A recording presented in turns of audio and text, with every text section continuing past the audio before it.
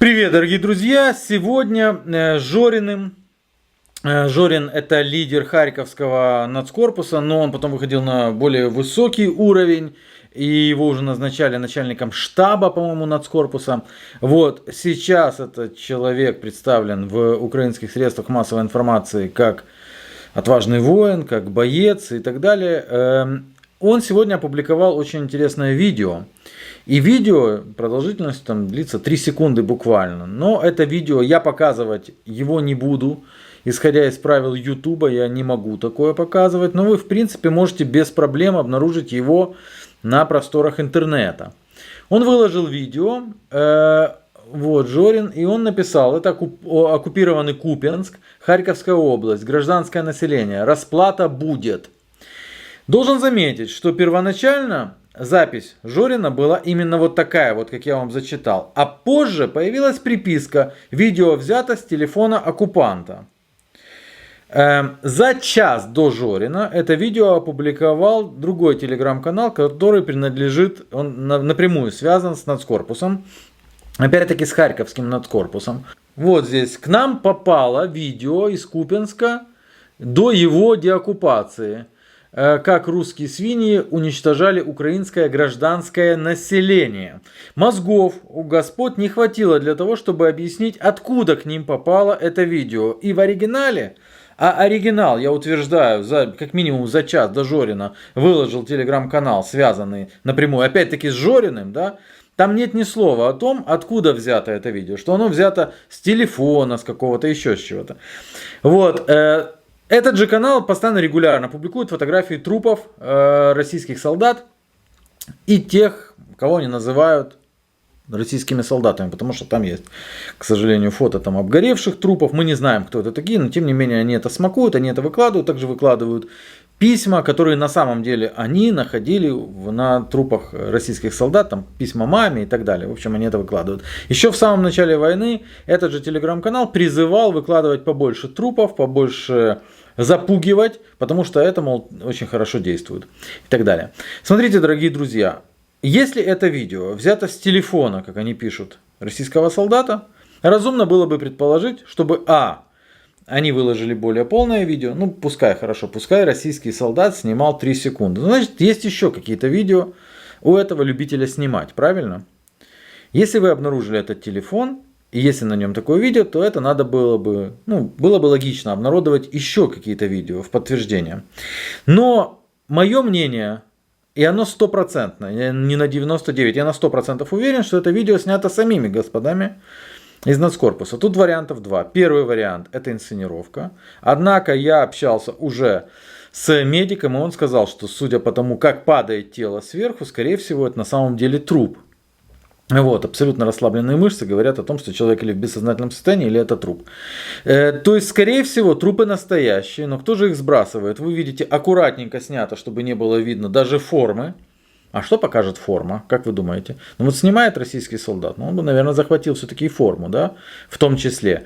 Непонятно абсолютно ничего, ни местности, то есть снято так специально, чтобы было непонятно. Я должен заметить, что некоторые российские телеграм-каналы попытались разоблачить это видео, рассказывая о том, что у этого видео есть метаданные. И, мол, снято оно сегодня в полдень. Во-первых, после переконвертации видео метаданные уходят. И метаданные уходят в нескольких, во многих вариантах. Это можно легко об этом узнать. Одно дело метаданные фотографии, с видео происходят немножко другие вещи. Суть в том, что это не доказательство. Что было бы доказательством, на мой взгляд? Давайте сначала еще раз вернемся к фигуре Жорина. Дело в том, что 7 марта, то есть почему я думаю, что это видео реально казни тех, кого эти господа посчитали коллаборантами. Вернемся немножечко к Жорину. Итак, 7 марта пропадают патриоты за жизнь. Вы помните, была силовая организация при оппозиционной платформе за жизнь. Оппозиционная платформа за жизнь на них полностью забила, и поэтому там половина из них, я думаю, уже убиты или где-то еще сидят. 7 марта они исчезают. Несколько парней из Северодонецка. Буквально через несколько дней Жорин, тот же самый Жорин, публикует их фотографии изуродованных лиц. Изуродованные лица, профиль, фас, и лицо человека до того, как его забили до смерти.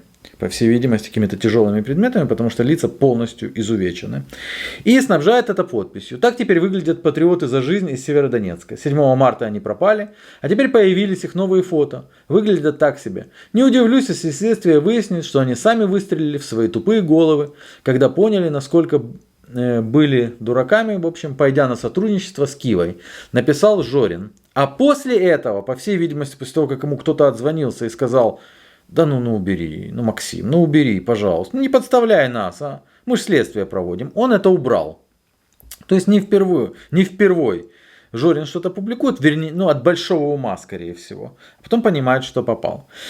Далее, это все, я считаю, все очень связано между собой. Смотрите, вы знаете, что в некоторых регионах были найдены трупы со следами истязаний. Меня всегда интересовал один вопрос. Когда происходит деоккупация определенных районов, там на месте находятся люди, некоторые из которых не успевают переместиться вместе с отступающими российскими войсками и так далее. Да? Что делают с этими людьми? Часть из этих людей, которые захватывают там ВСУ, они направляются куда-то в следственные органы, и там уже их пытают, там делают с ними все, что хотят. Но тем не менее, их не убивают на месте. Но когда их захватывают другие люди, так называемые GoPro-шники, то есть это люди с камерами, которые идут за ВСУ. ВСУ там что-то освобождает, а вот сзади идут вот эти вот господа, которые любят снимать себя на фоне трупов и так далее. Что с ними делают? Я вспоминаю статус Филатова, который писал о Буче, насколько я понимаю. Вот, смотрите, врата ада открылись. И он рассказывает здесь, передает разговор жительнице Бучи или Ирпеня. Сосед, сука, пил с русскими водку и ездил на танке по селу. Зашли наши, нет больше соседа. Закопали его сразу. Надеюсь, что порезав на куски.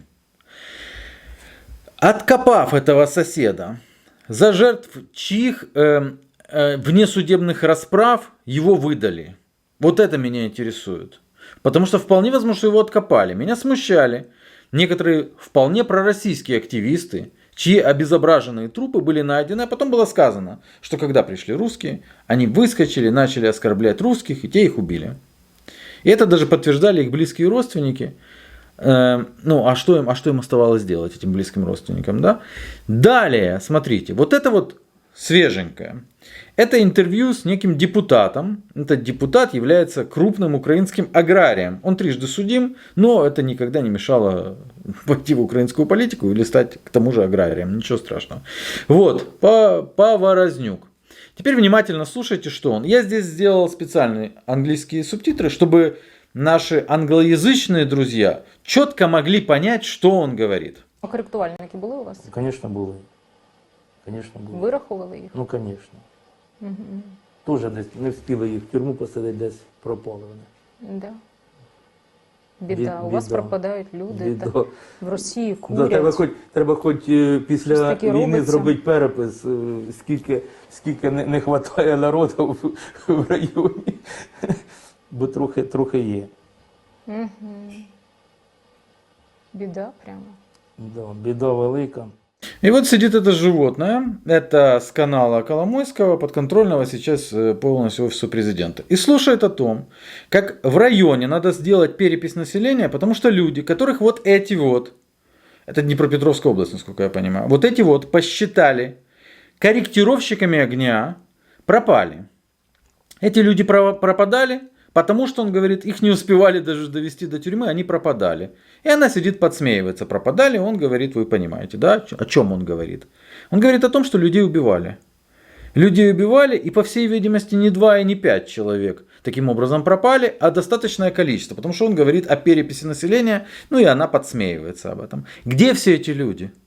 Где закопали всех этих людей? Кто убивал этих людей? Кто был палачом? Каким образом их убивали? Их забивали ножом, отрезали им головы и так далее. Когда их потом эксгумируют по мудрому какому-то руководству Зеленского, на кого их записывают, этих людей? Мое мнение остается тем же, которое я высказал сразу у себя в телеграм-канале, куда вы подписываетесь, потому что там первее всего это звучит.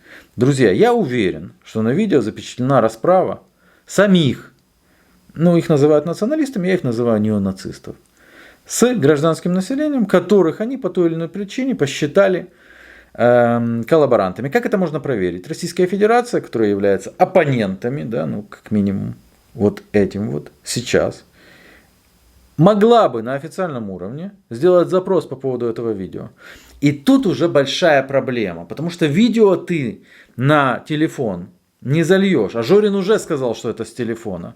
Таким образом, на официальном уровне, грубо говоря, ставя в рассылку ООН, потому что ООН пытается лавировать и не становиться ни на одну, ни на другую сторону, когда речь идет о военных преступлениях. Расстрел мирного населения со связанными руками – это военное преступление. И запросить эти данные у украинской стороны. А я посмотрю, каким образом можно залить назад телефон, и чтобы была проведена экспертиза. Гарантию две. Первое. Если это будет сделано на официальном уровне, не через Telegram, громко на официальном уровне, то ничего предоставлено не будет. Тем самым Киев подтвердит, что вот это вот на самом деле расстрел мирного населения со стороны Киева. Но вторая гарантия, что скорее всего меня не услышат. И никто на официальном уровне с Российской Федерации это видео не запросит. У меня все. Ну и, наверное, вишенка на торт, это то, что обнаружила Ольга Шарий. Свастики на браслете у главнокомандующего вооруженными силами Украины. Ну, я считаю, что это просто уже, это просто уже 5 баллов совсем.